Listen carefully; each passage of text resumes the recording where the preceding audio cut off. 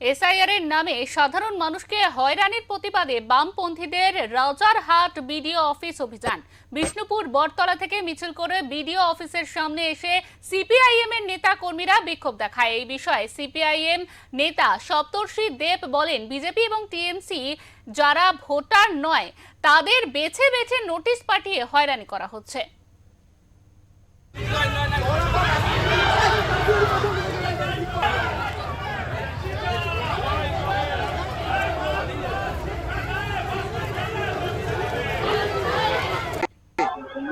এই যে হিয়ারিং চলছে লজিক্যাল ডিসক্রিপেন্সির নামে, এতে সাধারণ মানুষ খুব বিপদে পড়েছে এবং উদ্দেশ্য প্রণোদিত ভাবে যারা তৃণমূল এবং বিজেপির সঙ্গে যুক্ত নয় সেই রকম পরিবারের নাম বেছে বেছে ডাকা হচ্ছে।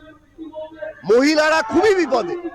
যদি 100 জনকে ডাকা হয় তার মধ্যে 70 জন মহিলারা বাড়ির কাজ করবে না, তাদেরকে এখানে এসে হিয়ারিং এ নাম দিতে হবে। এদের সবার ভোটার আইডি কার্ড আছে, এদের সবার 2002-তে নাম রয়েছে। কোথাও কোনো নামের বানান ভুল, কোথাও কোনো বাবার নামের বানান ভুল, এইসব বলে যদি বারবার ডাকা হয়, এটার তো কথা এসআইআর এ ছিল না।